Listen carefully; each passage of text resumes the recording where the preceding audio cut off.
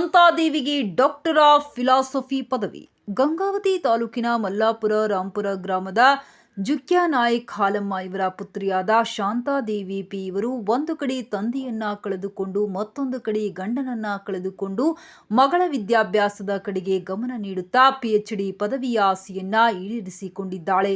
ಗ್ರಾಮೀಣ ಭಾಗದ ಶಾಂತಾದೇವಿ ಪಿ 1ರಿಂದ 5ನೇ ತರಗತಿ ಸರ್ಕಾರಿ ಶಾಲೆ ರಾಂಪುರ ಗ್ರಾಮದಲ್ಲಿ 6 ಮತ್ತು 7 ತರಗತಿಯನ್ನ, ಮಲ್ಲಾಪುರ ಗ್ರಾಮದಲ್ಲಿ 8ನೇ ತರಗತಿಯಿಂದ PUC ವರೆಗೆ MNM ಗರ್ಲ್ಸ್ ಹೈಸ್ಕೂಲ್ ಹಾಗೂ ಡಿಗ್ರಿಯನ್ನ ಸರ್ಕಾರಿ ಕೊಲ್ಲಿ ನಾಗೇಶ್ವರ ಕಾಲೇಜಿನಲ್ಲಿ ಮುಗಿಸಿಕೊಂಡು ಹಂಪಿ ವಿಶ್ವವಿದ್ಯಾಲಯದಲ್ಲಿ ಏನಾದರೂ ಒಂದು ಸಾಧನೆ ಮಾಡಬೇಕೆಂಬ ಛಲದೊಂದಿಗೆ ಡಾಕ್ಟರೇಟ್ ಪಡೆಯಲೇಬೇಕೆಂಬ ನಿರ್ಧಾರದೊಂದಿಗೆ ಪ್ರಾಚೀನ ಇತಿಹಾಸ ಮತ್ತು ಪುರಾತತ್ವ ಅಧ್ಯಯನ ವಿಭಾಗಕ್ಕೆ ಇವರು ಸಲ್ಲಿಸಿದ ಮಹಾಪ್ರಬಂಧಕ್ಕೆ ವಿಜಯನಗರೋತ್ತರ ಕಾಲದ ಹಂಪಿ ಪರಿಸರಕ್ಕೆ ಡಾಕ್ಟರ್ ಆಫ್ ಫಿಲಾಸಫಿ ಪದವಿಯನ್ನ ನೀಡಲಾಗಿದೆ. ಇವರಿಗೆ ಡಾಕ್ಟರ್ ವಾಸುದೇವ ಬಡಿಗೇರವರು ಪ್ರಬಂಧ ಮಂಡಿಸಲು ಮಾರ್ಗದರ್ಶನ ನೀಡಿದ್ದರು.